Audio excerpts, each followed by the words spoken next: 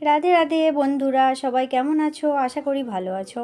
আমি সুপর্ণার ভেজ কিচেনে তোমাদেরকে আবারও একটা নতুন স্বাদের রেসিপি নিয়ে স্বাগত জানাচ্ছি। আজ আমি বাজারের নতুন আলু দিয়ে আলুর দম রেসিপিটি বানাবো। তোমরা যারা আমার ইউটিউব চ্যানেলে নতুন, এখনও আমার চ্যানেলটি সাবস্ক্রাইব করোনি, আমার চ্যানেলটি সাবস্ক্রাইব করে পাশে থেকো এবং নতুন নতুন রান্নার রেসিপি পেতে। বানাবো এখানে আলুর দম বানানোর জন্য আমি নতুন আলু নিয়েছি। আলুগুলোকে ছুলে সেদ্ধ করে রেখেছি। এবার কড়াইতে তেল গরম হতে দিয়েছিলাম।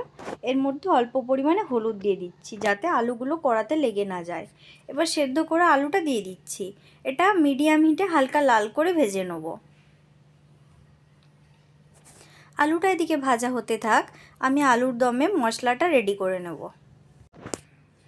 আমি একটা মিক্সিং বলে দুটো মিডিয়াম সাইজের টমেটোকে কেটে নিয়েছি, আর একটা কাঁচা লঙ্কা দিয়ে দিচ্ছি, আর এক টুকরো আদা দিচ্ছি। এটা পেস্ট বানিয়ে নেব।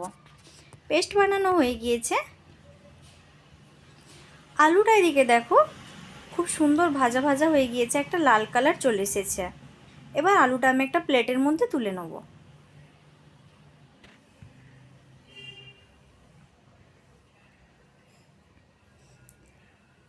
আলুর দমটা আমি সরষের তেলে বানাবো, তাই কড়াইতে বেশ কিছুটা পরিমাণ সরষের তেল দিয়ে দিচ্ছি। এবার এর মধ্যে একটা তেজপাতা আর গোটা গরম মশলা হিসেবে দারচিনি, লবঙ্গ, এলাচ দিয়ে দিয়েছি। একটা শুকনো লঙ্কা দিচ্ছি, আর অল্প একটু হিং দিয়ে দেবো। এতে আলুর দমের গন্ধটা খুব ভালো আসে। মশলাটা থেকে সুন্দর একটা গন্ধ বেরোচ্ছে।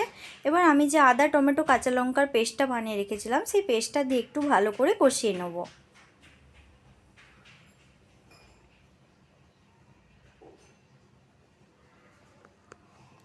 ভালো করে কষানো হয়ে গিয়েছে।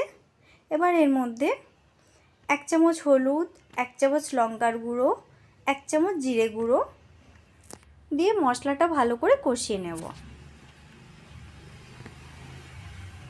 মশলাটা খুব ভালো করে কষাতে হবে।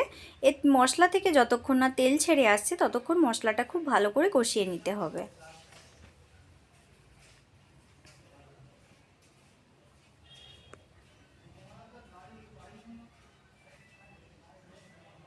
মশলাটা আমার খুব ভালো করে কষানো হয়ে গিয়েছে, দেখতেই পাচ্ছ খুব সুন্দরভাবে তেল ছেড়ে গিয়েছে।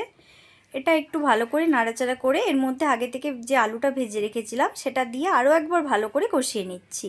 এতে আলুর মধ্যে মশলাটা ভালোভাবে ঢুকে যাবে।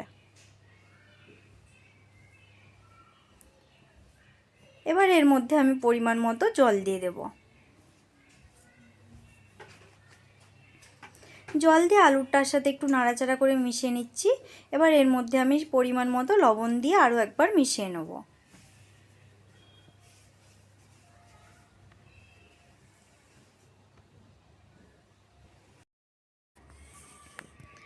আলুর দমটা আমার বানানো হয়েই এসেছে।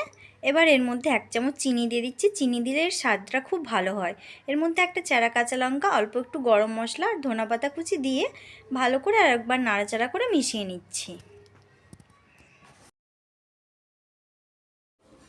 তোমরা এইভাবে একবার নতুন আলু দিয়ে বাড়িতে এইভাবে আলুর দম রেসিপিটি বানিয়ে দেখো। এটা রুটি, পরোটার সাথে বা লুচির সাথে খেতে বেশ দারুণ লাগে। আমার রেসিপিটি ভালো লাগলে অবশ্যই একটি লাইক করো। রাধে রাধে বন্ধুরা, ভালো থেকো, সুস্থ থেকো, দেখা হবে পরের ভিডিওতে।